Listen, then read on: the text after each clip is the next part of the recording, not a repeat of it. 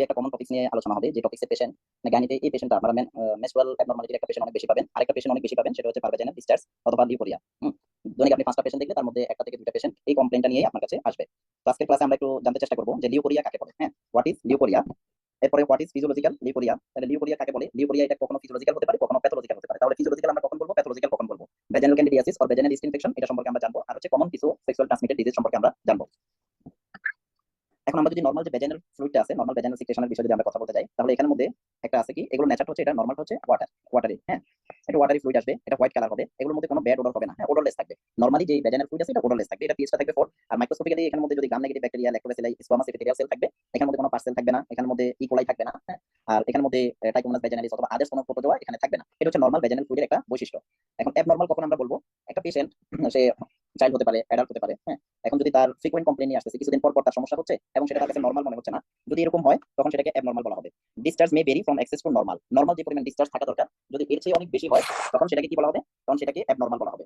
এই ডিসচার্জের মধ্যে blood Steyn হতে পারে, কন্টামিনেটেড হতে পারে, contaminated with urine or stole.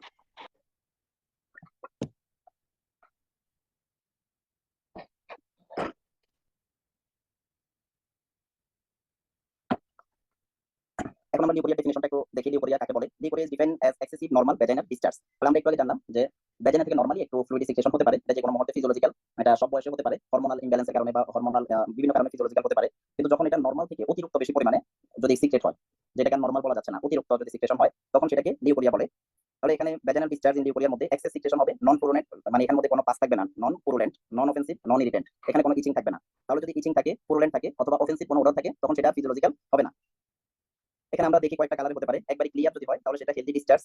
প্রেগন্যান্সিতে clear fluid আসতে পারে নরমালি। ওভুলেশনের সময় যে মাসের পিরিয়ডের 13 থেকে 14তম দিনে, 14তম দিন বা 15তম দিন, সেদিন একটু ডিসচার্জ হতে পারে, 2-1 দিনের জন্য একটু ডিসচার্জ হতে পারে, সেটা ফিজিওলজিক্যাল। এখানে কোনো ট্রিটমেন্ট লাগবে না। যে কোনো পেশেন্ট আপনার কাছে আসলো, বললো যে মাসের মধ্যে 2-3 দিন, তখন আপনি জিজ্ঞেস করবেন মাসে 2-3 দিন কখন, এটা কি আপনার পিরিয়ড শুরু হওয়ার 13-14 দিন পরে নাকি অন্য কোন সময়। তো পিরিয়ড শুরু হওয়ার 13 থেকে 14 দিনের মাথায় তখন সেটাকে আমরা মানে ডে অফ ওভুলেশন বলতে পারি। সেদিন মানে কি হবে, ওভামটা রিলিজ হয়, ওভাম রিলিজ হওয়ার পরে সেখানে কিছুটা ভ্যাজাইনাল সিক্রেশন হতে পারে, যেটাকে কি বলে, মানে ওটা ফিজিওলজিক্যাল লিউকোরিয়া হিসেবে চিহ্নিত করা হবে, ওটাকে প্যাথোলজিক্যাল বলা হবে না, একটা বিষয়। আরেকটা হলো প্রেগন্যান্সিতে মানে ফার্স্ট ট্রাইমেস্টার থেকে নিয়ে একবারই এট দা থ্রুআউট দ্য প্রেগন্যান্সি, ফুল প্রেগন্যান্সিতে কিছুটা ভ্যাজাইনাল ডিসচার্জ হতে পারে, যেটাতে কোনো ব্যাড ওডর থাকবে না। হ্যাঁ, আর এটাতে কোনো ইচিং থাকবে না। যদি ইচিং না থাকে এবং এটা যদি ওডরলেস থাকে তাহলে সেটাকে আমরা normal physiological leucorrhoea of pregnancy বলা হবে। হরমোনাল ইমব্যালেন্স, এটা মাঝে মধ্যে হরমোনাল ইমব্যালেন্স হতে পারে, যেমন স্ট্রেসে কর্টিসল বেড়ে যায়, কর্টিসল বেড়ে গেলে আদার্স যে হরমোনগুলো আছে সেগুলোর মধ্যে একটা ইমব্যালেন্স তৈরি হয়, তখন একটু সিক্রেশনটা বাড়তে পারে। কিন্তু একটা সিক্রেশনের মধ্যে যদি সেখানে কোনো ইচিং না থাকে এবং সাথে যদি কোনো ওডর না থাকে, হ্যাঁ, তখন সেটা নিয়ে খুব ভয় পাওয়ার কোনো দরকার নাই। মানে এসিম্পটোমেটিক জাস্ট সিক্রেশন, যে এখানের মধ্যে কোনো ইচিং নাই, কোনো ওডর নাই, কোনো পেইন নাই। যে পেইন কখন, পেইন ইউরিন, পেইন ডিউরিং মিচুলেশন, যে তার প্রস্রাবের আগে পরে ব্যথা হওয়া, যদি এরকম কোনো কিছু না থাকে, এরপরে যদি পেইনফুল কয়টাস যদি না হয়, মানে আদার্স কোনো সিমটমস যদি না থাকে, তাহলে ভ্যাজাইনাল সিক্রেশনে ভয় পাওয়ার কোনো দরকার নাই, ওটা কোনো ট্রিটমেন্ট লাগবে না। Just maintain personal hygiene, protein মানে পুষ্টি সমৃদ্ধ খাবার, প্রোটিন সমৃদ্ধ খাবার খেলে এগুলো ঠিক হয়ে যাবে। আর হোয়াইট কালারটা কখন হয়, হোয়াইটটাও হেলদি ডিসচার্জ, আর ইস্ট ইনফেকশনে হোয়াইট ডিসচার্জ হতে পারে, কিন্তু সেখানের মধ্যে ইচিং থাকবে, এটা একটু মনে রাখবেন। গ্রে ডিসচার্জ আর অন্য যত কালার আছে সবগুলোতে কখন হবে, সবগুলো ধরে নিতে হবে ইনফেক্টিভ, হয়তো এটা ব্যাকটেরিয়াল ভ্যাজাইনোসিসের কারণে হতে পারে, টাইকোমোনাস ভ্যাজাইনালিসের কারণে হতে পারে, আদার্স সেক্সুয়ালি ট্রান্সমিটেড ডিজিজের কারণে হতে পারে। এখন আমরা ইটিওলজি যদি দেখি লিউকোরিয়ার কারণ কি, তাহলে লিউকোরিয়ার কারণ হচ্ছে ফিজিওলজিক্যাল এক্সেস, সার্ভাইকাল কিছু কারণে হতে পারে, ভ্যাজাইনাল কজে হতে পারে। ফিজিওলজিক্যাল এক্সেস কখন হয়, পিউবার্টিতে। পিউবার্টি হচ্ছে 13 থেকে মানে যখন পিউবার্টি শুরু হয় 12-13 বছর, ওই বয়সের মধ্যে ফিজিওলজিক্যাল এক্সেস হতে পারে। তো ফিজিওলজিক্যাল এক্সেসের মধ্যে কখন হতে পারে, ফিজিওলজিক্যাল প্রি পিউবার্টিতে হতে পারে। প্রি পিউবার্টি হলো মানে ইয়াতে যাওয়ার আগে, প্রি পিউবার্টিটা হবে তার পিউবার্টিতে যাওয়ার আগে 7 বছর, 8 বছর, 9 বছর বয়সে লিউকোরিয়া সাইন সিম্পটমস নিয়ে আসতে পারে, তখন সেটা ফিজিওলজিক্যাল। মানে পিউবার্টির আগে যেগুলো আছে এগুলো ম্যাক্সিমাম মোর দ্যান 95% কেস এগুলো ফিজিওলজিক্যালি হয়ে থাকে। মেনস্ট্রুয়াল সাইকেল বলতে পিরিয়ডের আগে পরে কয়েকদিন ফিজিওলজিক্যাল এক্সেস হতে পারে, লিউকোরিয়া হতে পারে, সেখানে কোনো ইচিং থাকবে না, ব্যাড কোনো ওডর থাকবে না, তাহলে নন ইচি ওডরলেস সেটাও আমরা বলবো ফিজিওলজিক্যাল। প্রেগন্যান্সির কথা আমরা বললাম, আর হচ্ছে সেক্সুয়াল এক্সাইটমেন্ট, এই কন্ডিশনগুলোর মধ্যে আমাদের কি হতে পারে, ফিজিওলজিক্যাল অ্যাক্সেস হতে পারে। এখন vaginal discharge might be a sign of an infection, কখন আমরা এটাকে ইনফেক্টিভ বলবো। ইনফেক্টিভ বলার জন্য আমাদের কিছু সাইন সিম্পটমস থাকবে, যেমন যদি ইচিং থাকে, যে ভ্যাজাইনাল ডিসচার্জ এটার সাথে ইচিং আছে, তাহলে এটা হচ্ছে ফাঙ্গাল ইনফেকশন। এরপর হচ্ছে সোয়েলিং আছে, সোয়েলিং থাকলে সেখানের মধ্যে কোনো ইরিটেটিভ মানে বালবাল সোয়েলিং আছে। এখন যদি সোয়েলিং থাকে তাহলে সেটা কি কারণে হতে পারে, কোনো দেখা যাচ্ছে ইরিটেটিভ কোনো ফরেন বডির সংস্পর্শের কারণে হতে পারে, এরপরে সাবানের কারণে হতে পারে, ঠিক আছে, যে কোনো একটা ইরিটেটিভ ম্যাটেরিয়াল কারণে হতে পারে। Fishy smelling odour, fishy smelling odour এটা গার্ডেনালা ভ্যাজাইনালিস অথবা যে আমাদের ব্যাকটেরিয়াল যে ভ্যাজাইনালিস আছে, ব্যাকটেরিয়াল ভ্যাজাইনাইটিসের কারণে হতে পারে। এরপরে হচ্ছে কখনো এটা মিল্কি মিল্কি হোয়াইট হতে পারে। এই কারণগুলো যদি থাকে তাহলে আমরা ধরে নেব এটা ভ্যাজাইনাল ডিসচার্জটা, এটা কোনো ইনফেকশনের কারণে, এটা কোনো ফিজিওলজিক্যাল কজ না। ভ্যাজাইনাল ডিসচার্জের সাথে যদি পেলভিক পেইন থাকে, অ্যাবডোমিনাল পেইন থাকে, হ্যাঁ পেইন বা যদি এই কন্ডিশনগুলো থাকে তাহলে এটাকে ধরে নেওয়া হবে কি এগুলো ইনফেক্টেড। এখন একটা পেশেন্ট তার ভ্যাজাইনাল ডিসচার্জ নিয়ে যদি আসে তাহলে তাকে কিছু প্রশ্ন করে ডায়াগনোসিসে যেতে হবে যে এটা অ্যাকচুয়ালি কি, এটা বোঝার জন্য কিছু প্রশ্ন করতে হবে। প্রথম যে প্রশ্নটা, যে পেশেন্ট আসবে, যে বলবে তার যে সমস্যাটার কথা বলবে, তো সমস্যাটার কথা যদি বলে তখন কয়েকটা বিষয় হিস্ট্রি নিতে হবে, যেটা দেখতে কেমন, যেটা কি clear, milky white, cloud, green or yellow, মানে এটা দেখতে কেমন, এই জিনিসগুলো হিস্ট্রিটা নিতে হবে। যদি ক্লিয়ার হয় তাহলে আমরা দ্বিতীয় প্রশ্নটা করবো যে এখানে ইচিং আছে কিনা। ক্লিয়ার, ইচিং নাই, ফিজিওলজিক্যাল। এখন বললো যে এটা ক্লিয়ার অথবা মিল্কি হোয়াইট। পেশেন্ট বললো যে এটা সাদা সাদা, মাঝে মধ্যে বলবে যে সাদা ছাকার মতো যায়, মাঝে মধ্যে বলবে যে সাদা একটা লেয়ার দুধের সরের মতো যায়। হ্যাঁ, এক একজন গ্রামে এক একজন এক এক রকম ভাবে আপনাকে এক্সপ্লেইন করবে। প্রথম প্রশ্নটার পরে যেটা দেখতে কেমন, এই প্রশ্নটা আপনি শুনে নেবেন। যেমন যদি গ্রিন বলে তাহলে সেক্ষেত্রে ট্রাইকোমোনাস ভ্যাজাইনালিস আপনি চিন্তা করতে পারেন, গ্রিন ইয়েলো যদি এগুলো বলে ট্রাইকোমোনাস ভ্যাজাইনালিস আপনি চিন্তা করতে পারেন। হ্যাঁ, আর যদি বলে যে এরপরে আপনি জিজ্ঞেস করবেন ইচিং আছে কিনা, মানে চুলকায় নাকি, যে আপনার আশেপাশে এরিয়াগুলো চুলকায় নাকি। যদি ইচিং থাকে তাহলে সেক্ষেত্রে এটার একটা ডায়াগনোসিস চলে যাবেন যে এখানে ফাঙ্গাল ইনফেকশন আছে। আর এটা কতদিন থেকে, যে এটা অ্যাকুইট না রিকারেন্ট, হয়তো পেশেন্ট বলতে পারে যে গত 10-15 দিন, তখন আপনি জিজ্ঞেস করবেন যে আগে কখনো এমন হয়েছিল কিনা। যদি আগে হয়ে থাকে, কতদিন আগে হয়েছে, বলে 2-3 মাস আগে হয়েছে, এরপরে ওষুধ খেলে বা ক্রিম লাগালে ভালো হয়ে যায়। যদি এই ধরনের হিস্ট্রি দেয় মানে এটা রিকারেন্ট কিনা, যদি রিকারেন্টের হিস্ট্রি দেয় তাহলে সেটা মানে রিকারেন্ট ট্রিটমেন্টে চলে যাবে। আর যদি ফার্স্ট এপিসোড বলতেছে না এবারে প্রথম হয়েছে আগে কখনো হয়নি, তাহলে যদি একটা অ্যাকুইট এপিসোডে যদি হিস্ট্রি দেয় তাহলে সেক্ষেত্রে অ্যাকুইট ট্রিটমেন্ট হবে। এরপরে প্রশ্নটা ইচিং আছে কিনা, রেডনেস আছে কিনা। যেমন ইচিং থাকলে ফাঙ্গাল ইনফেকশন, রেডনেস থাকলে সেখানে রেডনেস, সোয়েলিং যদি এগুলো থাকে সেটা আপনি ব্যাকটেরিয়াল ইনফেকশন হিসেবে সাসপেক্ট করবেন। ব্যাড স্মেল আছে কিনা, ফল স্মেলিং কিনা, অফেন্সিভ কিনা, এই প্রশ্নটা যে পেশেন্টকে জিজ্ঞেস করবেন যে এটাতে খুব দুর্গন্ধ হয় কিনা, কোনো মানে খারাপ গান লাগে কিনা। যদি পেশেন্ট ওগুলো বলে তাহলে সেটাতে আপনি ব্যাকটেরিয়াল চিন্তা করবেন। এরপরে কি কি ওষুধ খেয়েছে, এসবের জন্য কোনো ওষুধ খেয়েছে কিনা, ওষুধের হিস্ট্রিটা নেবেন। এর মধ্যে পেশেন্টের ওয়েটটা দেখবেন যে পেশেন্টের ওয়েটটা কত। এখন যদি পেশেন্টের ওয়েটটা দেখতে মনে হচ্ছে যে পেশেন্ট ম্যাল নিউট্রিশনের মধ্যে আছে, যেমন একটা পেশেন্ট যদি তার হাইট যদি 5 ফুট হয়, তার ওজনটা নরমাল ওজনটা হবে 55 কেজি। এখন যদি তার ওজন দেখতে মনে হচ্ছে 45 or 40, তাহলে আপনি বুঝতে পারবেন যে পেশেন্টটা ম্যাল নিউট্রিশনের মধ্যে আছে। তো যদি পেশেন্ট যদি ম্যাল নিউট্রিশনের মধ্যে থাকে তাহলে মানে তার যদি পুষ্টিহীনতা থাকে তাহলে তার ফিজিওলজিক্যাল লিউকোরিয়া হতে পারে। এবং এই ক্ষেত্রে এই লিউকোরিয়াটা তার জন্য কোনো ট্রিটমেন্টে ভালো হবে না। সেক্ষেত্রে পেশেন্টের ডায়েটারি হ্যাবিট চেঞ্জ করতে হবে। পেশেন্টকে মানে প্রোটিন রিচ ফুড যেগুলো আছে, ডিম, দুধ, শাকসবজি, এগুলো খেতে হবে, না হলে এই লিউকোরিয়াটা পেশেন্টের ভালো হবে না। তো সেজন্য এগুলোর সাথে সাথে পেশেন্টের ওয়েটটা দেখে নেবেন, পেশেন্টের ইকোনমিক্যাল সোশিও ইকোনমিক্যাল স্ট্যাটাসটা দেখে নেবেন যে পেশেন্ট কি খুব মানে খাবার দাবার কষ্ট পায় কিনা, এই জিনিসগুলো একটু জেনে নেবেন। এখন আমরা দেখবো ডায়াগনস্টিক ক্লু, যে পেশেন্ট লিউকোরিয়া নিয়ে আসছে, আপনি এটার একটা ডায়াগনোসিসে যেতে হবে যে লিউকোরিয়া বিভিন্ন কারণে হতে পারে, কিন্তু এই পেশেন্ট এখন হয়েছে, এই জিনিসটা এখন আপনাকে মানে পেশেন্টের হিস্ট্রি থেকে এবং সাইন সিম্পটম থেকে এটা ডায়াগনোসিসে যেতে হবে। তাহলে আমরা যদি দেখি ইন চিলড্রেন বিফোর পিউবার্টি, একটা বাচ্চা 7 বছর 8 বছর, এখন তার এখনো পিউবার্টিয়াল এজ যায় নাই, সেখানে clear white milky white vaginal discharge আসছে, কোনো ইচি নাই, মানে কোনো চুলকানি নাই, এটা ওডরলেস, তখন এটাকে ধরে নেবেন ফিজিওলজিক্যাল লিউকোরিয়া। ফিজিওলজিক্যাল লিউকোরিয়ার মধ্যে তার কোনো ট্রিটমেন্ট লাগবে না। পেশেন্টকে কাউন্সেলিং, এরপরে পেশেন্টের ডায়েটারি হ্যাবিট চেঞ্জ, পেশেন্টের পার্সোনাল হাইজিন মেইনটেইন করা, পুকুরের পানিতে গোসল করা, এগুলো নিষেধ করে দিলে পেশেন্ট ঠিক হয়ে যাবে। সুতার জামা পরা, হ্যাঁ, এরপরে নাইলনের কাপড় অ্যাভয়েড করা, এগুলো যদি লুজ জামা পরিধান করে, এগুলোর মাধ্যমে পেশেন্ট ঠিক হয়ে যাবে। এরপরে আসেন clear white or milky white discharge in adult women which is non itchy odourless, সেখানের মধ্যে কোনো চুলকানি নাই, কোনো ওডর নাই, নো আদার সিম্পটমস, এটা নরমাল ফিজিওলজিক্যাল লিউকোরিয়া। এখন যদি কোনো পেশেন্ট আসে white or milky white discharge নিয়ে আসছে, সাথে ইচিং আছে কিন্তু ওডরলেস, দেখেন ইচিং পজিটিভ কিন্তু কোনো ব্যাড স্মেল নাই, তখন সেটাকে আমরা ফাঙ্গাল ইনফেকশন ভ্যাজাইনাল ক্যান্ডিডিয়াসিস হিসেবে ডায়াগনোসিস করব। তাহলে ভ্যাজাইনাল ক্যান্ডিডিয়াসিস ডায়াগনোসিসের জন্য সেখানে মিল্কি হোয়াইট ডিসচার্জ থাকবে, ইচিং থাকবে, বাট কোনো ব্যাড স্মেল থাকবে না, কোনো ফাউল স্মেল থাকবে না। যদি ইচিং না থাকে, হোয়াইট ডিসচার্জ সাথে ফাউল স্মেল আছে, যেমন fishy offensive or white milky or white discharge, itching নাই এখানে, তাহলে দেখেন মানে অফেন্সিভ, এরপরে মিল্কি হোয়াইট ডিসচার্জ কিন্তু কোনো ইচিং নাই, সেক্ষেত্রে এটা ব্যাকটেরিয়াল ভ্যাজাইনোসিস, এটা একটু মনে রাখতে হবে। এখন ইচিংও আছে সাথে ফাউল স্মেলিংও আছে, সেক্ষেত্রে এটা মিক্সড ইনফেকশন। হ্যাঁ, ইচিং প্লাস ওডর দুইটাই পজিটিভ, ইচিংও আছে ওডরও আছে, তাহলে mixed infection by fungal and bacteria. তাহলে ফাঙ্গাস এবং ব্যাকটেরিয়া দ্বারা যদি মিক্সড ইনফেকশন হয়, সেক্ষেত্রে ইচিংও থাকবে ওডরও থাকবে। শুধু ইচিং আছে ফাঙ্গাল ইনফেকশন, শুধু ওডর আছে bacterial infection, itching plus odour দুইটাই আছে, তাহলে কি হবে fungal and bacteria mixed infection. ইচিংও নাই ওডরও নাই, শুধুমাত্র থিন মানে থিন কনসিস্টেন্সিতে তার লিউকোরিয়া হচ্ছে, তাহলে সেটা ফিজিওলজিক্যাল। তাহলে আমরা এখানে চারটা জিনিস পেলাম, একটা হচ্ছে মানে পেশেন্টের ইচিং নাই ওডর নাই, শুধুমাত্র ডিসচার্জ আছে, হ্যাঁ, এবং এই ডিসচার্জে পেশেন্টের কোনো আদার্স যে ডিজুরিয়া অথবা ডিসপাইরোনিয়া মানে পেইনফুল কয়টাস অথবা pain during or after sex এরকম কোনো হিস্ট্রি নাই, মানে পেশেন্টের আদার্স কোনো হিস্ট্রি নাই, শুধুমাত্র ডিসচার্জ আছে। এই ডিসচার্জের সাথে ইচিং নাই, ব্যাড স্মেল নাই, সোয়েলিং নাই, ব্যথা নাই, কোনো সমস্যা নাই, সেটা ফিজিওলজিক্যাল। পেশেন্টের ডিসচার্জ আছে সাথে ইচিং আছে, ডিসচার্জ ইচিং, শুধুমাত্র ডিসচার্জের সাথে ইচিং আছে ফাঙ্গাল ইনফেকশন, ডিসচার্জের সাথে ইচিং নাই বাট ব্যাড ওডর আছে ব্যাকটেরিয়াল ইনফেকশন, ইচিং ওডর দুইটাই আছে, তাহলে সেটা মিক্সড ইনফেকশন। এই চারটা টার্মের মাধ্যমে আমরা আমাদের পুরো ক্লাসটা একটু শেষ করবো, এটা একটু আপনারা মনে রাখবেন। এখন আসেন ভ্যাজাইনাতে নরমাল ফ্লোরা হিসেবে কোন কোন অর্গানিজম গুলো থাকে। Normal vaginal flora in prepubertal girls include, এখানে ডিপথেরয়েডস গুলো থাকে। ডিপথেরয়েডস মানে অ্যানারোব অর্গানিজম, গ্রাম পজিটিভ অ্যানারোব, ব্যাকটেরিয়াস থাকে, গ্রাম নেগেটিভ অ্যানারোব, আর স্টাফাইলোকক্কাস সেপ্রোফাইটিকাস এগুলো থাকে, এগুলো নরমাল ভ্যাজাইনাল ফ্লোরাতে থাকে। এখন এই যে ব্যাকটেরিয়া গুলো আছে, কোটি কোটি ব্যাকটেরিয়া, এগুলো ভ্যাজাইনাতে থাকে, এগুলো নরমালি কোনো ক্ষতি করে না। তাহলে এই যে নরমাল যে ব্যাকটেরিয়া গুলো আছে, এগুলো বডির জন্য কোনো ক্ষতি করে না, কিন্তু যখন পেশেন্টের ইমিউনো কম্প্রোমাইজ থাকে, পেশেন্ট যদি ম্যালনিউট্রিশনে থাকে, পেশেন্টের যদি ডায়াবেটিস থাকে, হ্যাঁ, অথবা পেশেন্ট যদি ক্যালোরি ইনটেক যদি প্রপারলি না করে, তখন তাদের ক্ষেত্রে এই অর্গানিজম গুলো কি হতে পারে, কলোনি ফর্মেশন করতে পারে, কলোনি ফর্মেশন করে পেশেন্টের ব্যাকটেরিয়াল ভ্যাজাইনোসিস করতে পারে। তখন সেক্ষেত্রে তার অফেন্সিভ ওডর মানে ওডর থাকবে, অফেন্সিভ ওডর প্লাস ডিসচার্জ থাকবে। তাহলে যদি কারো ডিসচার্জ প্লাস পেশেন্টের কোনো সেক্সুয়াল এক্সপোজারের হিস্ট্রি নাই, কিন্তু পেশেন্টের আছে ডিসচার্জ প্লাস ওডর, এই দুটো জিনিস আছে, যদি পেশেন্টের ডিসচার্জ প্লাস ওডর এই দুটো থাকে, তাহলে ধরে নেবেন সেখানে ব্যাকটেরিয়াল ইনফেকশন। ডিসচার্জ আছে শুধু ইচিং আছে, ওডর নাই, তাহলে ফাঙ্গাল ইনফেকশন। এখন ইভ্যালুয়েশন অফ চাইল্ডহুড লিউকোরিয়া, একটা বাচ্চা আসছে 7 বছর বা 8 বছর বয়স, এবং তার মায়ের বলতেছে যে তার লিউকোরিয়া সমস্যা। কি সমস্যা হয়? যে তার সাদা স্রাব যায়, এখানে এসে বলবে সাদা স্রাব যায়, এই ধরনের একটা কমপ্লেইন নিয়ে আসবে। তখন আপনি তাকে বাচ্চাকে যে প্রশ্নটা করতে হবে যে তোমার সাদা স্রাবের সাথে আশেপাশে চুলকানি আছে কিনা। প্রশ্ন করেন চুলকানি নাই, ফিজিওলজিক্যাল, চুলকানি আছে ফাঙ্গাল। হ্যাঁ, এই জিনিসটা চুলকানি থাকলে বাচ্চাদের ক্ষেত্রে ফাঙ্গাল বলার আগে আরো কিছু জিনিস ইয়া করতে হবে, যে বাচ্চাকে পুকুরে গোসল করাবে কিনা, এরপরে বাচ্চা কি সাবান ব্যবহার করে, হ্যাঁ, এরপরে সাবান দিয়ে পুরো শরীর এবং ভেজাইনাল এরিয়া ওইগুলোতে অনেক সময় আছে কিছু নেট দ্বারা, অনেক বাচ্চা আছে মানে গোসল করতে গেলে সব পুরো শরীরের মধ্যে নেট দ্বারা সাবান লাগায়। তো ওই হিস্ট্রিগুলো একটু নিতে হবে, কারণ কোনো ইরিটেন্ট ম্যাটেরিয়াল যেটা আছে বাচ্চাদের ক্ষেত্রে সোফটাকে সাবানটাকে ধরা হয় যে বাচ্চাদের ক্ষেত্রে most common cause for childhood leucorrhoea. এই জিনিসগুলো একটু হিস্ট্রিটা নিতে হবে যে বাচ্চার এই ধরনের কোনো সমস্যা আছে কিনা। তাহলে মোস্ট কমন কজ বাচ্চাদের ক্ষেত্রে হচ্ছে physiological. Physiological vaginal discharge, no malodour, কোনো মেল অডর নাই, নন ইচি, এটা physiological. Vulvovaginitis is second most common cause. বাচ্চাদের ক্ষেত্রে ফার্স্ট কমন কজটা হচ্ছে ফিজিওলজিক্যাল, মোর দ্যান 95% or 90% ওদের ফিজিওলজিক্যাল লিউকোরিয়া হবে। আর কিছু কিছু আছে তাদের একটু প্যাথোলজিক্যাল, সেখানে vulvovaginitis is second most common cause. এখন আমরা বাল্বোভেজাইনাইটিস একটু শিখবো যে বাল্বোভেজাইনাইটিস কাকে বলে। তো vulvovaginitis is an irritation and swelling of skin in and around the বাল্বা। যে বাল্বার যে এরিয়াটা আছে এন্ড বাল্বা এন্ড ভ্যাজাইনাস এরিয়াটা আছে, ফিমেল জেনিটাল এরিয়া, এখানে আশেপাশের জায়গাটা কি হয়ে যাচ্ছে, এটা রেডনেস, এরপরে সোরনেস পড়ে যাচ্ছে, সাথে ভ্যাজাইনাল ডিসচার্জ এন্ড ইচিনেস। যদি এই জিনিসগুলো যদি থাকে তাহলে সেটা হচ্ছে বাল্বোভেজাইনাইটিস। এটা কারণ কি? কারণ হয় এটা সোফের কারণে হতে পারে, আর এরি ইরিটেন্ট ম্যাটেরিয়ালস কন্টাক্টের কারণে হতে পারে। তাহলে পেশেন্ট কি কি সিম্পটমস নিয়ে আসবে? ইচিং প্লাস সোর প্লাস রেডনেস, এই তিনটা জিনিস নিয়ে যদি আসে তাহলে সেক্ষেত্রে এটা বাল্বোভেজাইনাইটিস। এটা মোস্ট কমন কজ হচ্ছে পেশেন্ট যে সাবান ব্যবহার করতেছে সেটা থেকে হচ্ছে। এরপরে একটা পেশেন্ট আসছে যে তার পারভেজাইনাল ডিসচার্জ আছে, সাথে বাল্বার ইচিং আছে। এখন বাল্বার ইচিং থাকলে বাচ্চাদের ক্ষেত্রে আরেকটা হিস্ট্রি নেবেন যে পেরিয়ানাল ইচিং আছে কিনা। যদি পেরিয়ানাল ইচিং থাকে তাহলে পেরিয়ানাল ইচিং এর মোস্ট কমন কজ হচ্ছে পিনওয়ার্ম ইনফেকশন। তাহলে পিনওয়ার্ম ইনফেকশনের মধ্যে বাচ্চার কি থাকবে? বাল্বার ইচিং থাকবে, পেরিয়ানাল ইচিং থাকবে, এই দুটো মিলে তার কি হবে? পিনওয়ার্ম ইনফেকশন হবে। এর সাথে সাথে কি থাকবে? পারভেজাইনাল ডিসচার্জ। তাহলে পেশেন্টের পারভেজাইনাল ডিসচার্জ, আপনি প্রশ্ন করলেন তার ইচিং আছে কিনা, চুলকানি আছে কিনা, বলতে চুলকানি আছে। তো চুলকানি কোথায় আছে? ভ্যাজাইনাল এরিয়াতে চুলকানি আছে। পরে প্রশ্নটা যেটা করবেন সেটা হচ্ছে যে তার অ্যানাল রিজিয়নে পেরিয়ানাল ইচিং আছে কিনা, ঘুম থেকে উঠলে পেরিয়ানাল ইচিং আছে কিনা, বলো হ্যাঁ পেরিয়ানাল ইচিং আছে। তাহলে পিনওয়ার্ম ইনফেকশন, যে পিনওয়ার্ম যেগুলো আছে এগুলো দেখা যাচ্ছে যে অ্যানাস দিয়ে বের হয়ে তার ভ্যাজাইনাল এরিয়াতে যেতে পারে, গিয়ে ওখানে বাল্বোভেজাইনাইটিস করতে পারে। সেই জন্য যে কোনো পেশেন্ট যদি ইয়া নিয়ে আসে, ডিসচার্জ প্লাস ইচিং নিয়ে আসে, সেখানে আপনি ধরে নিবেন এটা ফাঙ্গাল ইনফেকশন, যেহেতু ইস্ট বডিতে থাকে।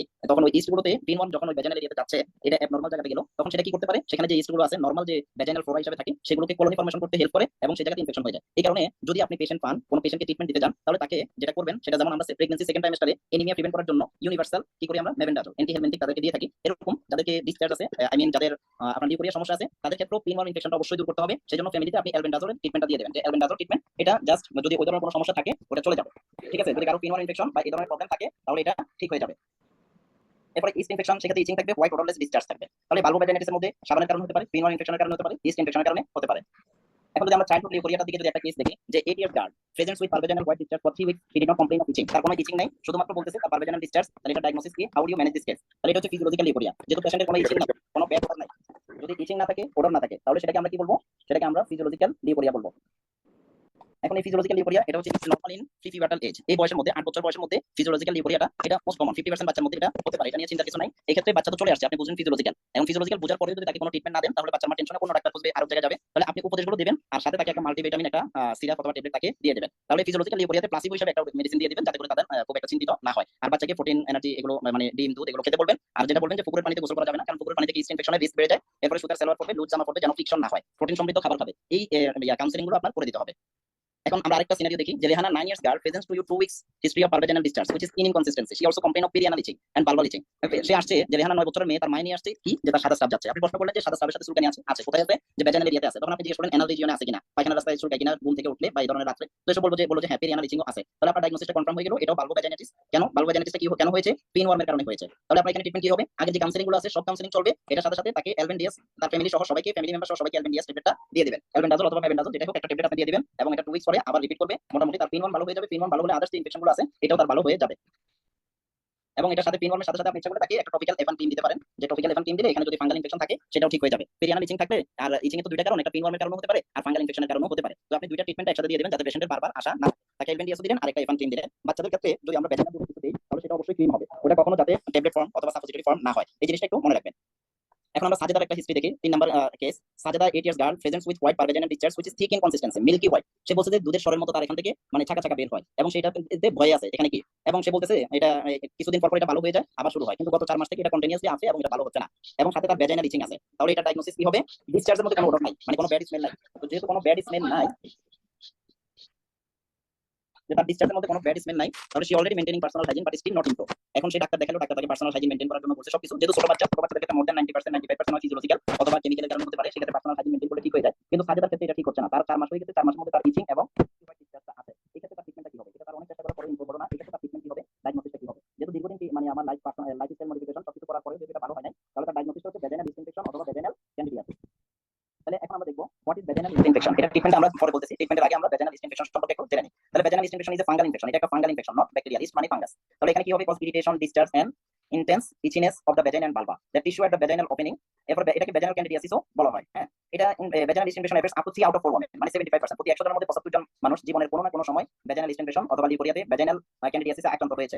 কারো তো at least 2 episode experience, at least 2 episode. এটা সিম্পটমস কি কি থাকতে পারে?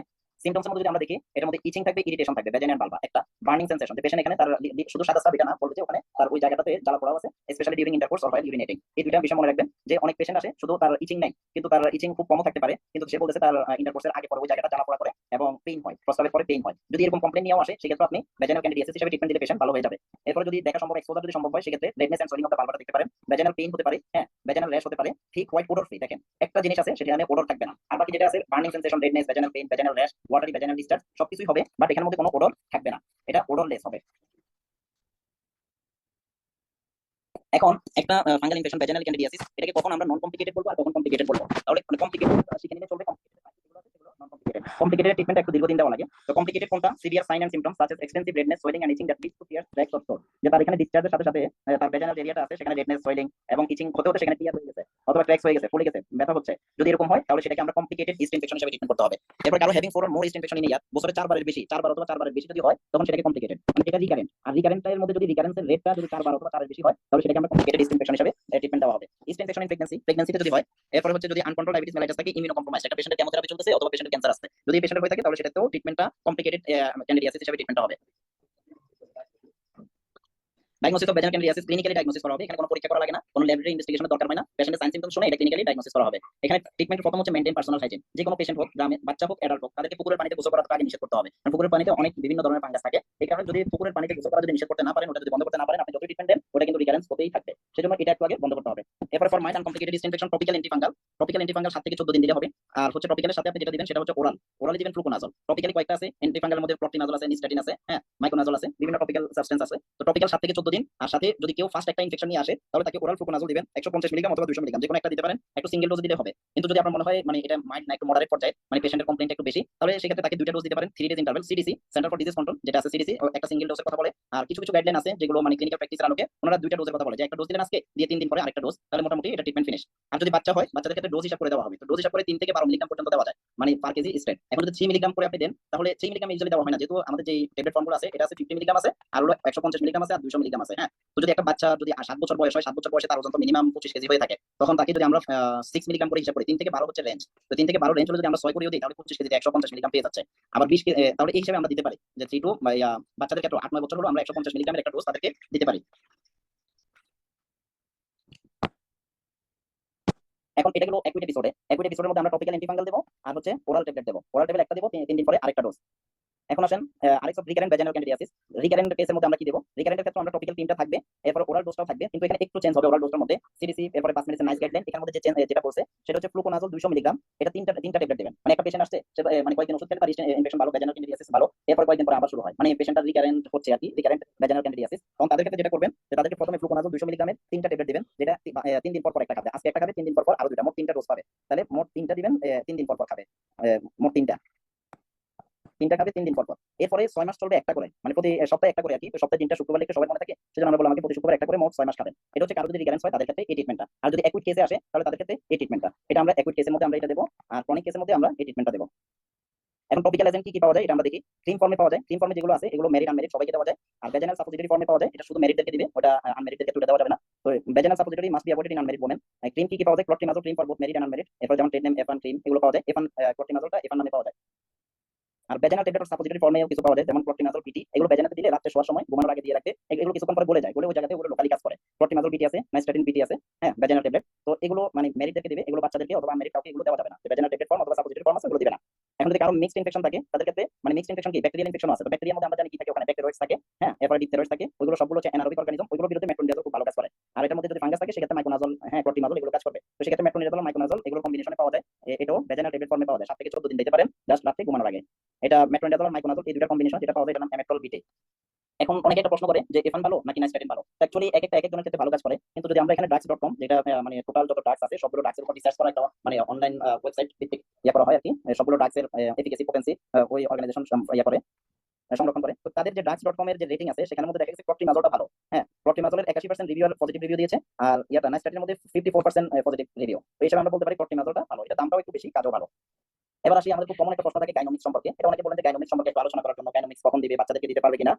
হ্যাঁ, এখন বাচ্চাদেরকে দেওয়া যাবে কিনা গাইনোমিক্স, এরপরে গাইনোমিক্স প্রেগন্যান্সিতে দেওয়া যাবে কিনা, এটা অনেক প্রশ্ন। তো গাইনোকোলজিস্ট, অনেক সিনিয়র গাইনোকোলজিস্ট বলেন যে গাইনোমিক্স প্রেগন্যান্সিতে দেওয়া যাবে, আবার অনেকে বলে দেওয়া যাবে না। কিন্তু আমরা এখানে গাইনোমিক্সের প্রথমে কম্বিনেশনটা দেখবো। তো গাইনোমিক্সের মধ্যে অ্যাকচুয়ালি কি থাকে, এটা কম্বিনেশন অফ মেট্রোনিডাজল। এখানে গাইনোমিক্সের মধ্যে কি থাকে, মেট্রোনিডাজল থাকে, নিওমাইসিন থাকে, নাইস্টাটিন থাকে, পলিমিক্সিন ডি থাকে, চারটা ড্রাগ থাকে নাইস্টাটিনের মধ্যে। তো মেট্রোনিডাজলের প্রেগন্যান্সি ক্যাটাগরি বি, মানে এটা বেস্ট, বি ফর বেস্ট আমরা দিতে পারি। হ্যাঁ, কিন্তু নিওমাইসিনটা যদি আমরা দেখি, নিওমাইসিনের প্রেগন্যান্সি ক্যাটাগরি হচ্ছে ডি, ডেঞ্জারাস। এটা নিওমাইসিন যদি এলোনো কোনো মানে প্রেগন্যান্সিতে দেওয়া হয়, সেখানে আউটকামটা খুবই খারাপ, বাচ্চার উপর একটা ক্ষতিকর প্রভাব পড়ে। এরপর নাইস্টাটিনের pregnancy category C, polymyxin D, এটা প্রেগন্যান্সি ক্যাটাগরি সি। এই কারণে ওভারঅল গাইনোমিক্সের মধ্যে একটা বি আছে, দুইটা সি আছে। এটা আপনি ডিমসের মধ্যে দেখতে দেখবেন ডি প্লাস সি হচ্ছে এটা প্রেগন্যান্সি ক্যাটাগরি। তার মানে যদি অন্যান্য ড্রাগস দ্বারা ভালো হয়ে যায়, তাহলে এটার মধ্যে যাওয়ার কোনো দরকার নাই। কারণ ক্যাটাগরি সি, সেখানে আমাদের অবশ্যই প্রিকশন লাগে, সেটা হচ্ছে অন্য ড্রাগস যদি ভালো না হয় তখন আমরা ক্যাটাগরি সি তে আসবো। আর যদি অন্য ড্রাগস যদি অ্যাভেলেবল থাকে, তাহলে আমরা ক্যাটাগরি সি তে আসার কোনো দরকার নেই। এখন ফর এক্সাম্পল, একটা প্রেগনেন্ট লেডি, এদেরকে আপনি গাইনোমিক্স দিলেন, তার অসুবিধা হয় নাই, সেজন্য আপনি সবাইকে দিচ্ছেন। বাট সামহাউ যদি কখনো কারো অসুবিধা হয়ে যায়, তখন মানে আপনি কিভাবে মানে এটা জাজ করবেন যে সেখানে তো ক্যাটাগরি ডি একটা ড্রাগ আছে, এবং আপনি নিজে জানেন ডি ফর ডেঞ্জার, যে ডেঞ্জারাসটা দেওয়া যাবে না, অ্যাবসলিউট কন্ট্রাইন্ডিকেশন ইন প্রেগন্যান্সি। তাহলে যদি এটা হয়ে থাকে, তাহলে আমরা এটা কেন দেবো? গাইনোমিক্স ছাড়া আমরা প্রেগন্যান্সিতে ভ্যাজাইনাল ডিসচার্জের একটা করা যায়, ট্রিটমেন্ট দেওয়া যায়। সেটা কিভাবে? যে ওটা যদি প্রেগন্যান্সিতে মোস্ট অফ দা যে লিউকোরিয়া আছে, এটা হচ্ছে ফিজিওলজিক্যাল। তাহলে যদি ফিজিওলজিক্যাল হয়, সেক্ষেত্রে কোনো ট্রিটমেন্ট লাগবে না, সেক্ষেত্রে পেশেন্টের পার্সোনাল হাইজিন, পেশেন্টের প্রোটিন ইনটেক একটু বাড়াই দিলে হবে। কিন্তু যদি প্যাথোলজিক্যাল হয়ে থাকে, তাহলে সেক্ষেত্রে এটা হয়তো শুধুমাত্র ফাঙ্গাল ইনফেকশন দিয়ে হবে। যদি ফাঙ্গাস দিয়ে হয়, আপনি জাস্ট তাকে যদি একটা টপিক্যাল ক্রিম দিয়ে দেন, যেমন ক্লট্রিমাজল অথবা নাইস্টাটিন, ওটা দিয়ে দিলেন, ক্যাটাগরি সি হলো, ওই মুহূর্তে আপনি এটা দিচ্ছেন, তেমন একটা অসুবিধা হবে না, টপিক্যালি দিচ্ছেন। কিন্তু যদি তার যদি এখন ধরেন মিক্সড ইনফেকশন, মানে সেখানে ইচিংও আছে, অফেন্সিভ ওডরও আছে, দুইটা মিক্সড ইনফেকশন, তাহলে মিক্সড ইনফেকশনে আপনার মেট্রোনিডাজল অ্যাড করলেই হবে। তো যদি মেট্রোনিডাজল অ্যাড করলে হয়, তাহলে সেক্ষেত্রে আমরা একটা ড্রাগ পেয়েছিলাম একটু আগে, যে যেখানে মধ্যে in case of mixed infection আমরা মেট্রোনিডাজল আর মাইকোনাজল দিতে পারি। তাহলে মেট্রোনিডাজল বি, এটা সি, কিন্তু তারপরেও ক্যাটাগরি বি আর ক্যাটাগরি সি তেমন একটা অসুবিধা হবে না। এখানে পলিমিক্সিনটা, এখানে যেটা আছে নিওমাইসিনটা আছে, যেটা ক্যাটাগরি ডি, ওটা আমরা অলমোস্ট চেষ্টা করবো অ্যাভয়েড করতে। ঠিক আছে, ওইগুলোতে ভালো হয়ে যাবে। অনেকের আছে এফান দিলে ভালো হয়ে যায়, এফানে ভালো না হলে নাইস্টাট যে বিটি ভ্যাজাইনাল ট্যাবলেট যেটা আছে ওটা, অথবা এফান বিটি যেটা আছে ভ্যাজাইনাল ট্যাবলেট, আপনি দিতে পারেন। কিন্তু যদি ওগুলো কোনোটাতে কাজ না হয়, সেক্ষেত্রে পরবর্তী হিসাবে আপনি গাইনোমিক্সে দিতে পারেন। যদি কোনোটাতে কাজ করছে না এবং পেশেন্ট কমপ্লেন অনেক বেশি হচ্ছে, সেক্ষেত্রে গাইনোমিক্সে দিতে পারেন। এখানে মধ্যে অনেকগুলো কম্বাইন্ড অ্যান্টিবায়োটিক্স আছে, সেই হিসাবে এটা আপনি দিতে পারেন। তারপরও মানে যতটুকু অ্যাভয়েড করা যায় সেটা ভালো, কারণ ডি ক্যাটাগরির একটা দাগ এখানে আছে। তাহলে টোটো ডায়াগনোসিস অফ মিক্সড ইনফেকশন, একটা মিক্সড ইনফেকশন আপনি কিভাবে ডায়াগনোসিস করবেন? ইচিং থাকে, ভ্যাজাইনাল ডিসচার্জ থাকে, সাথে অফেন্সিভ ওডর। তাহলে ভ্যাজাইনাল ডিসচার্জ নো ইচিং ফিজিওলজিক্যাল, ভ্যাজাইনাল ডিসচার্জ প্লাস ইচিং এটা হচ্ছে fungal, vaginal discharge plus offensive odour, তাহলে সেক্ষেত্রে মিক্সড ইনফেকশন। মিক্সড ইনফেকশন যদি না থাকে, এমনি অন্যান্য ওমেনদের ক্ষেত্রে মিক্সড ইনফেকশন না হলে গাইনোমিক্সের দরকার নাই। ধরেন শুধুমাত্র ইচিং আছে, তাহলে আপনি নাইস্টাটিন অথবা ক্লট্রিমাজল দিলে হয়ে যাবে। আর সেখানে অফেন্সিভ ওডর থাকে, সেক্ষেত্রে গাইনোমিক্স দিতে পারেন। In pregnancy it should be avoided when alternatives available, although used in clinical practice by many gynecologists. এখন আমরা এখানে আরেকটা সিনারিও দেখি। Sajeda 8 years girl present with white pervaginal discharge which is thick in consistency, milky white. Again thick in consistency, sometimes go away after few weeks, but now she is suffering it for last 4 months. She also has vaginal itching. তাহলে vaginal itching আছে, milky white আছে, odorless। তাহলে যদি odorless হয় আর যদি হয় বাকি milky white itching থাকে, এটা ডায়াগনোসিসটা কি হবে? vaginal yeast infection or vaginal candidiasis। এই পেশেন্টকে initially Afun cream twice daily for 2 weeks দিলেই হবে, আর মেইনটেইন পার্সোনাল হাইজিন। যদি মেইনটেইন পার্সোনাল হাইজিন এবং এফান ক্রিম, এটা পরে 2 weeks for follow up, 2 weeks for follow আপের মধ্যে যদি ইমপ্রুভ না হয়, তাহলে সেক্ষেত্রে আপনি ওরাল ফ্লুকোনাজল অ্যাড করতে পারেন। এখন পেশেন্ট তো মানে ফার্স্ট ভিজিটের পরে আসে না, এই কারণে আপনি ফার্স্ট ভিজিটেও ফ্লুকোনাজলটা একটু দিয়ে দিতে পারেন, যে 150 মিলিগ্রাম সিঙ্গেল ডোজ, একটা সিঙ্গেল ডোজ দিলেই হবে একটা বাচ্চা। এবার আমরা আরেকটা সিনারিও দেখি। পারুল আক্তার, তার 27 বছর বয়স, married woman, suffering recurrent pervaginal discharge which is milky white and thick in consistency, also complain of vulval itching. She also explained for you that when she used Evan cream she became fine, but recurrence occur. What is the diagnosis and treatment? তাহলে এটা হচ্ছে recurrent vaginal candidiasis। recurrent vaginal candidiasis এর মধ্যে topical cream 7 থেকে 14 দিন, এটা এফান দিতে পারেন, অথবা নাইস্টার যে কোনো একটা টপিক্যাল, সেটা সাপোজিটরি খুব হোক দিতে পারেন। আর ফ্লুকোনাজল যেহেতু রিকারেন্ট, ফ্লুকোনাজল একটা আজকে খাবে, 3 দিন পর আরেকটা করে, আরো 2টা খাবে, মোটামুটি 3 দিন, মানে আজকে একটা, 3 দিন পর আরেকটা, আরো 3 দিন পর একটা, 72 ঘন্টা পর পর 3টা ডোজ, এরপর প্রতি শুক্রবার একটা করে, মোট 6 মাস খাবে। এখন আমরা দেখি leucorrhoea in pregnancy, almost immediately after conception vaginal wall start to thicken। এরপর এটা কি করতে পারে? which can cause a white milky discharge। প্রেগন্যান্সির পরে কি হতে পারে? vaginal wallটা একটু ঠিক হয়ে যায়, ঠিক হয়ে সেখানে থেকে কি হতে পারে?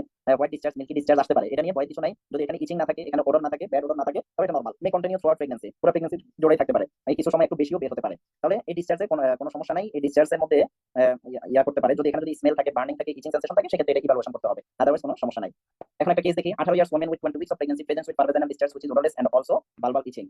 You diagnose as a case of vaginal candidiasis. What will be the management? যেহেতু ইচিং আছে, odorless, বাট এখানে তার ইচিংটা পজিটিভ, যেহেতু ইচিং আছে, ইচিং থাকার কারণে vaginal candidiasis হিসেবে ডায়াগনোসিস করেছেন, তাহলে এটা ট্রিটমেন্টটা কি দিবেন? ট্রিটমেন্ট হবে এফান ক্রিম অর এফান বিটি অনস ডেইলি নাইট, রাতে একবার করে 7 থেকে 14 দিন আপনি এটা দিতে পারেন। আর ওরাল এজেন্ট এখানে শুড বি অ্যাভয়েডেড। প্রেগন্যান্সিতে ফ্লুকোনাজল বা কোনো ওরাল এজেন্ট দেওয়া যাবে না, ফ্লুকোনাজল প্রেগন্যান্সিতে কন্ট্রাইন্ডিকেটেড।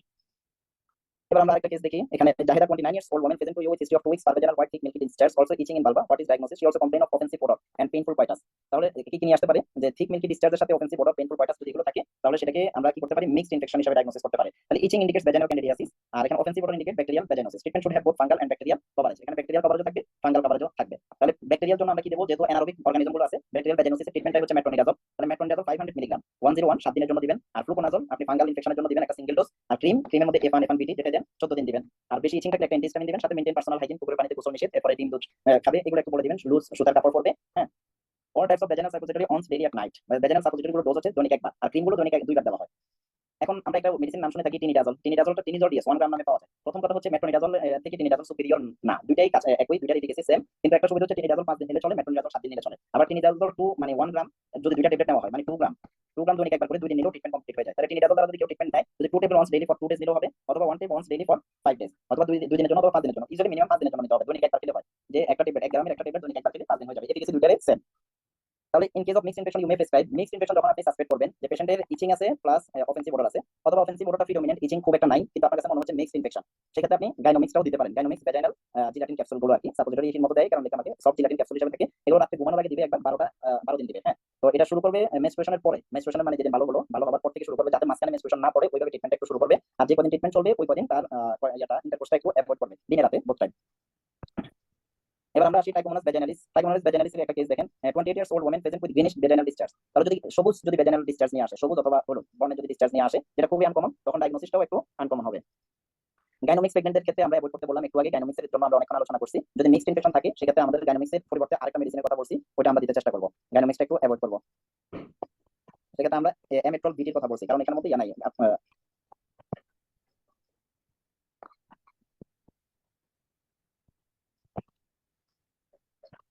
তাহলে যদি গ্রিনিশ ডিসচার্জ নিয়ে আসে, তাহলে প্রথম যে একটা ডায়াগনোসিস মাথায় আসবে সেটা হচ্ছে ট্রাইকোমোনাস ভ্যাজাইনালিস। কিন্তু খুব একটা মানে ইয়া খুব একটা ভালো বিষয় হচ্ছে যে ট্রাইকোমোনাস ভ্যাজাইনালিস হোক অথবা আদার্স ব্যাকটেরিয়াল ভ্যাজাইনালিস হয়, যাই কিছু হোক না কেন সবগুলো ট্রিটমেন্টটা কিন্তু প্রায় কাছাকাছি মেট্রোনিডাজল। হ্যাঁ, তো সেক্ষেত্রে গ্রিনিশ ডিসচার্জ নিয়ে আসুক অথবা ইয়েলো ডিসচার্জ নিয়ে আসুক, সেক্ষেত্রে যদি পেশেন্টকে আপনি মেট্রোনিডাজল দিয়ে দিলেই হবে। ট্রাইকোমোনাস ভ্যাজাইনালিসের ট্রিটমেন্ট হচ্ছে মেট্রোনিডাজল 500 মিলিগ্রাম ফর 7 ডেজ। এখন ট্রাইকোমোনাস ভ্যাজাইনালিসের ক্ষেত্রে হাজব্যান্ড ওয়াইফ দুজনেই ট্রিটমেন্ট নেবে, ঠিক আছে, কারণ ট্রাইকোমোনাস ভ্যাজাইনালিসটা এটা সেক্সুয়ালি ট্রান্সমিটেড ডিজিজ, তো এটা হাজব্যান্ড ওয়াইফ দুজনেই এই ক্ষেত্রে ট্রিটমেন্টটা নিতে হবে। ব্যাকটেরিয়াল ভ্যাজাইনোসিসের ক্ষেত্রে বলা হয় হাজব্যান্ড ওয়াইফ দুজনেই ট্রিটমেন্টটা নিলে ভালো। তো হাজব্যান্ড যদিও খুব বেশি দিন ট্রিটমেন্ট নেবে না আপনার মনে হয়, তাহলে সেক্ষেত্রে হাজব্যান্ডকে অ্যাটলিস্ট যে টিনিডাজল যেটা আছে সেটা 2 দিনের জন্য 2 গ্রাম করে আজকে দুইটা মানে 1 গ্রামে আজকে দুইটা ট্যাবলেট কালকে দুইটা ট্যাবলেট 2 দিন অ্যাটলিস্ট দেওয়া দরকার।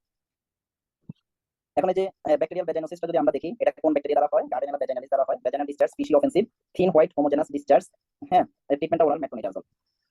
আর ট্রাইকোমোনাস ভ্যাজাইনালিস সেখানেও অফেন্সিভ, এটা ইয়েলো হতে পারে, গ্রিন হতে পারে, ফ্রদি হতে পারে, বিভিন্ন এটা বালবো ভ্যাজাইনালিস, এটার মধ্যে ইচিংও থাকতে পারে। ট্রাইকোমোনাস ভ্যাজাইনালিসের মধ্যে গ্রিনিশ ডিসচার্জের সাথে ইচিংও থাকতে পারে। সার্ভিসটা যদি দেখা হয় সেটা স্ট্রবেরি লাইক কালার চলে আসে, এটা ট্রিটমেন্ট হচ্ছে ওরাল মেট্রোনিডাজল। এখন আমরা একটা সিনারিও দেখি, 27 years old women present to you with history of lower abdominal pain. এই সিনারিওটা একটু ভালোভাবে মনোযোগ দিয়ে শুনে, যে সে লোয়ার অ্যাবডোমিনাল পেইন নিয়ে আসছে এন্ড ডিজুরিয়া ফর 8 ডেজ, তার 8 দিন থেকে তলপেট ব্যথা করে এবং প্রস্রাবের সময় পেইন হয় and greenish vaginal discharge. Greenish vaginal discharge হচ্ছে তার।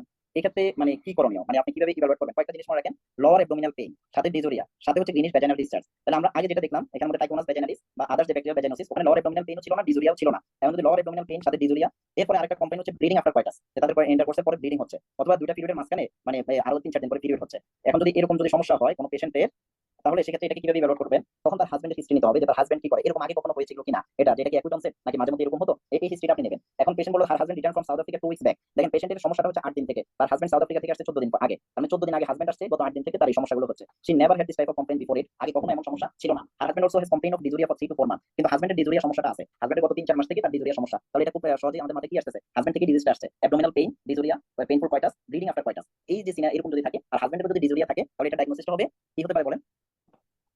এসটিডি। হ্যাঁ, এসটিডি, কিন্তু এসটিডির মধ্যে এটা হচ্ছে গনোরিয়া। হ্যাঁ, এখন আমাদের গনোরিয়া সম্পর্কে একটু জানতে হবে। তাহলে গনোরিয়া সিনারিওটা কিভাবে আসবে, যে হাজবেন্ড ওয়াইফ অথবা তার থাকবে এখানে আপনি সেক্সুয়াল ফিমেল তো কোনো সমস্যা নাই, তার থেকে আপনি এসটিডি নিতেও পারবেন না। যদি হাজবেন্ড আপনার কাছে আসতো এই সমস্যাগুলো নিয়ে, ডিজুরিয়া নিয়ে আসতো, তাহলে আপনি একটা ইউরিনের কালচার দিলে তার ইয়া চলে আসতো, নিশ্চয়ই গনোরিয়া চলে আসতো। তো যদি গনোকক্কাল যে ইউরেথ্রাইটিস বলি, এটা সেক্সুয়াল ট্রান্সমিশন ছাড়া কোনো ভাবেই এটা ট্রান্সমিট হতে পারে না। এটা ট্রান্সমিট হলে যদি কারো গনোকক্কাল ইউরেথ্রাইটিস পান, অথবা তার যদি গাম স্টেনিং করে গাম নেগেটিভ বিপ্রপক্ষে নিশ্চয়ই গনোরিয়া পান, তাহলে এটা অবশ্যই এটা সেক্সুয়ালি ট্রান্সমিটেড ডিজিজ, এখানে কোনো সন্দেহ নাই। এখন ফিমেল পেয়েছেন, কিন্তু ফিমেল বললো তার জীবনে এরকম কখনো হয় নাই, কিন্তু তার হাজবেন্ড সাউথ আফ্রিকা থেকে আসার পরে তার এই সমস্যাটা শুরু হয়েছে। তাহলে ডিজিজটা ক্যারি করছে তার হাজবেন্ড, তার হাজবেন্ডের থেকে তার কাছে আসছে, এখন সেও ইনফেক্টেড। ট্রিটমেন্ট করলে হাজবেন্ড ওয়াইফ দুজনেরই ট্রিটমেন্ট করতে হবে। তাহলে হাউ ইট ট্রান্সমিটস টু আদার, এটা আরেকজনের মধ্যে ট্রান্সমিট হবে শুধুমাত্র সেক্সুয়াল ইন্টারকোর্সের মধ্যে, অন্য কোনোভাবে ট্রান্সমিট হওয়ার কোনো সম্ভাবনা নাই। তাহলে what are the sign symptoms of gonorrhoea? Sign symptoms কি? আমরা যে কয়টা সাইন সিম্পটমস বলছি এটা মনে রাখবেন, lower abdominal pain, dysuria, painful coitus, vaginal discharge. Vaginal ডিসচার্জটা গ্রিনিশ হতে পারে অথবা ইয়েলো হতে পারে, আর also complain of bleeding after coitus. এই সাইন সিম্পটম গুলো নিয়ে আসবে। আর কমপ্লিকেশন কি হতে পারে? কমপ্লিকেশন এখানে মধ্যে ইনফার্টিলিটি ডেভেলপ করতে পারে। তাহলে gonorrhoea is sexually transmitted disease caused by the bacteria Neisseria gonorrhoea. It is only transmitted by unprotected sexual contact. এখন একটা বিষয় জানেন, যাদের গনোরিয়া হয় তাদের মধ্যে থেকে তাদের সাথে একটা কো-ইনফেকশন থাকে, ক্লামাইডিয়া। ক্লামাইডিয়াটা একটা মানে এটিপিক্যাল ব্যাকটেরিয়া, এটা কালচারের মধ্যে আসে না। কারো যদি ক্লামাইডিয়া ব্যাকটেরিয়া দ্বারা ইউরেথ্রাইটিস হয় বা ইউরিনারি ট্র্যাক্ট ইনফেকশন হয়, সেক্ষেত্রে ইউরিনের মধ্যে প্লেন্টি অফ পার্সেল পাবেন, মানে অনেক বেশি পার্সেল। এখন পার্সেল পাইয়া আপনি দেখবেন যে একটা পেশেন্টের আপনি ইউরিন টেস্ট করেন, একটা পেশেন্ট আপনার কাছে আসছে, এটা মেল অর ফিমেল, আসলে সমস্যা কি প্রস্রাবের সময় অনেক বেশি জ্বালা পোড়া করে, মনে হয় যে প্রস্রাবের সাথে অনেক বেশি ফুজ যাচ্ছে, এভাবে পেশেন্ট কমপ্লেইন করলো। এখন আপনি তার একটা ইউরিনারি করলেন, ইউরিনারি করে দেখলেন যে প্লেন্টি অফ পার্সেল। এখন আপনি দিলেন নাইট্রোপিরান্টোইন, এটা মোটামুটি চলতেছে 14 দিন, পেশেন্টের কোনো ইমপ্রুভ নাই। আসছে 14 দিন পরে দিলেন সেফটি একজন 2 গ্রাম করে আইভি দিলেন, 7 দিন গেল, কোনো ইমপ্রুভ নাই, দিলেন পেশেন্টের কালচার করার জন্য, কালচারের মধ্যে আসছে নেগেটিভ, তখন কি করবেন? তো অ্যাকচুয়ালি ক্লামাইডা দ্বারা যদি ইউরেথ্রাইটিস হয়, ইউটিআই হয়, তাহলে এটা কিন্তু কালচার নেগেটিভ, এটা কালচারের মধ্যে আসে না। হ্যাঁ, এটিপিক্যাল অর্গানিজম, এটা কালচারের মধ্যে এটা আসবে না। সেক্ষেত্রে আপনাকে এটিপিক্যাল অর্গানিজম ট্রিটমেন্ট করে যেসব অ্যান্টিবায়োটিক দ্বারা, সেটা হচ্ছে নন প্রেগনেন্ট হলে ডক্সিসাইক্লিন, আর প্রেগনেন্ট হলে অ্যাজিথ্রোমাইসিন। তাহলে এই পেশেন্টকে যদি আপনি ডক্সিসাইক্লিন 100 মিলিগ্রাম বিডি 7 দিন থেকে 14 দিন অথবা 10 দিনে, মানে মাঝামাঝি 10 দিনও যদি দিয়ে দেন, পেশেন্ট ভালো হয়ে যাবে। কিন্তু ডক্সি আর অ্যাজিথ্রো ছাড়া আর দেওয়া যায় কি, ওই যে ফ্লুরোকুইনোলন, লিভোফ্লক্সাসিন দেওয়া যায়। এগুলো ছাড়া যদি আপনি অন্যান্য যে অ্যান্টিবায়োটিকগুলো আছে, সেফালোস্পোরিন, মক্সাক্লাভ, এগুলো সবগুলো দিলেও পেশেন্টের কোনো উপকার হবে না। তো যাই হোক, তাহলে যদি পেশেন্টের plenty of parcel in urinary but patient culture negative, সেক্ষেত্রে কামাইডিয়া সাসপেক্ট হবে, ট্রিটমেন্ট হবে নন প্রেগনেন্ট হলে ডক্সিসাইক্লিন, আর প্রেগনেন্ট হলে অ্যাজিথ্রোমাইসিন, বোথ মেল ফিমেল। এখন কামাইডিয়া আলোচনা গনোরিয়ার ভিতরে কেন আনলাম? যদি একটা পেশেন্ট গনোরিয়া দ্বারা আক্রান্ত হয়, তার সাথে কো-ইনফেকশন হিসেবে কামাইডিয়া আক্রান্ত হয়, যে এখানে দেখা যায় যে women with gonorrhoea have about 40% chance of also having chlamydia. যে পেশেন্টের কোনো ওমেন যদি তার গনোরিয়া হয়, তার মধ্যে 40%, মানে প্রতি 100 জনের মধ্যে 40 জনের সম্ভাবনা আছে কি হতে পারে, কামাইডিয়া হতে পারে। Men with gonorrhoea have about 25% chance of also having chlamydia. Young adult with gonorrhoea have about 50% chance. তাহলে কামাইডিয়া আর গনোরিয়া কো-ইনফেকশন, কারো ক্ষেত্রে 50% চান্স থাকে, কারো ক্ষেত্রে 40%, কারো ক্ষেত্রে 25%। তাহলে সেই ক্ষেত্রে এটা জেনে আমাদের লাভ কি? জেনে লাভ হলো আমরা যখন গনোরিয়া ট্রিটমেন্টটা দেবো, তার সাথে সাথে কামাইডিয়া ট্রিটমেন্টটাও দিয়ে দেবো। তাহলে এখন দেখি হাউ ইজ গনোরিয়া ট্রান্সমিটেড, কিভাবে ট্রান্সমিট হয়? এটা আনপ্রোটেক্টেড ওরাল ভ্যাজাইনাল অ্যানাল সেক্সে ট্রান্সমিট হবে। The gonorrhea bacteria can only survive for a few seconds outside of the body and it cannot live on the skin, arm, hand. এটা মানে বাহিরে outer সারফেসে এটা থাকতে পারে না। সেজন্য গনোরিয়া যদি কোথাও পান, এটা মাস্ট কি দ্বারা হয়েছে ডায়াগনোসিস, এটা sexually transmitted disease. Symptoms of gonorrhoea 2 weeks পরে, মানে সেক্স আনপ্রোটেক্টেড সেক্সের 2 উইকস, আবার কোন জায়গায় আছে 5 to 7 ডেজ পরে এটা শুরু হবে। হ্যাঁ, আর এখার মধ্যে about 1 in 10 infected men and 5 in 10 infected women will not experience any obvious symptoms. মেলদের মধ্যে মানে 10% এর কোনো সিমটমস থাকে না, আর ফিমেলদের ক্ষেত্রে 50% এর কোনো সিমটমস থাকে না, এসিম্পটোমেটিক থাকতে পারে। কিন্তু এসিম্পটোমেটিক ভ্যাজাইনাল ডিসচার্জ হয়তো হবে না, কিন্তু একটা সার্টেন টাইম পর তার অ্যাবডোমিনাল পেইন শুরু হতে পারে। তাহলে ফিমেলের মধ্যে কি কি সিমটমস থাকে? Vaginal discharge, pain or burning sensation when passing urine, lower abdominal pain, bleeding between period, এরপরে হচ্ছে ব্লিডিং আফটার সেক্স। এই সমস্যাগুলো ফিমেলদের ক্ষেত্রে হতে পারে। আর পুরুষদের ক্ষেত্রে যে সমস্যাগুলো হতে পারে, unusual discharge from the tip of the penis, white yellow green, pain or burning sensation when urinating, inflammation হতে পারে, এর pain or tenderness in the testicle, টেস্টিসের মধ্যে পেইন হতে পারে। এখানে আমরা যদি কমন কিছু সিমটমস আছে, মেনের মধ্যে পিনাল ডিসচার্জ, ওমেনের ভ্যাজাইনাল ডিসচার্জ। এখানে পেইনফুল ইউরিনেশন, দুই ক্ষেত্রে পেইনফুল ইউরিনেশন। আর মেলে টেস্টিকুলার সোয়েলিং, আর ফিমেলে bleeding between period or bleeding after coitus, এটা হতে পারে। ইনভেস্টিগেশন আমরা কি করব? মেন পুরুষদের ক্ষেত্রে ইউরিনারি স্যাম্পল নিলে হবে, আর ফিমেলের ক্ষেত্রে urethral or cervical swab in female for gram staining, culture sensitivity and nucleic acid amplification test. তো এগুলো আসলে ফিমেলরা আপনারা ওপিডিতে পাবেন, মানে এই টেস্টগুলো অ্যাকচুয়ালি করবে না। সেজন্য আপনাকে সাইন সিমটম গুলো শুনে ক্লিনিক্যালি ডায়াগনোসিস করে তাকে ট্রিটমেন্টটা দিতে হবে, কারণ সে নাইলে ইয়া করবে না, মানে টেস্ট করাবে না। আর দূরে যে টেস্টগুলো আছে এগুলো গ্রাম অঞ্চলে পাবেন না, শহর ছাড়া। এই patient does not want to do investigation, then treatment will be provided empirically. কি কি ট্রিটমেন্ট দিবেন? ট্রিটমেন্টের আগে আমরা কমপ্লিকেশনটা শুনি। যদি ট্রিটমেন্ট সে না নেয়, যেটা হতে পারে এপিডেমাইটিস হতে পারে, ইনফার্টিলিটি হতে পারে পুরুষে, ফিমেলের ক্ষেত্রে ইনফার্টিলিটি হতে পারে, এরপরে জয়েন্ট ইনফেকশন হতে পারে, গনোককাল আর্থ্রাইটিস যেটাকে বলে, সেপসিস হতে পারে। ট্রিটমেন্টটা দেখেন, ট্রিটমেন্ট হচ্ছে ceftriaxone 1 gram intramuscular 1 single dose for both husband and wife.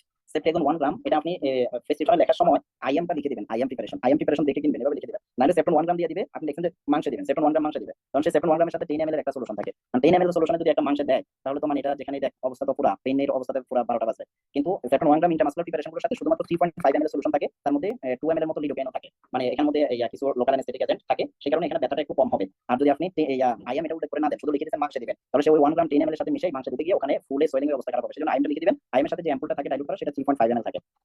আচ্ছা, if ceftriaxone is refused then oral ceftriaxone 400 milligram single dose. এখন পেশেন্ট মানে ইনজেকশনের বয়স, শুয়ের বয়স, সে সেফট্রাক্সন দিবে না, বলছে যে স্যার ম্যাডাম আমাকে অন্য কিছু দেন, এটা আমি নিতে পারবো না।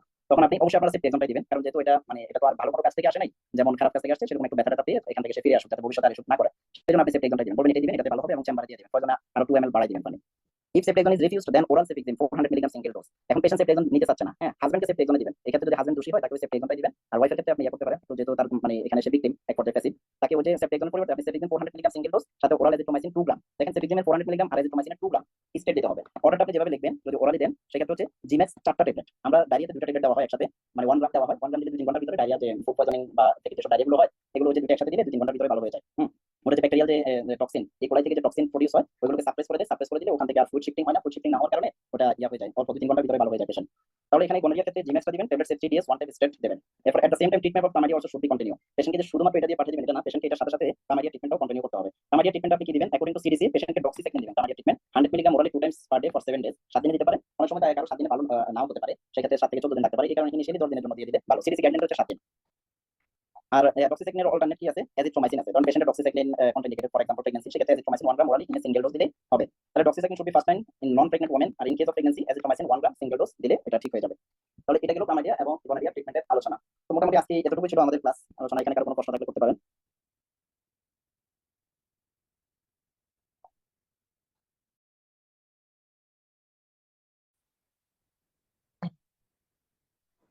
বিসমিল্লাহির রহমানির রহিম।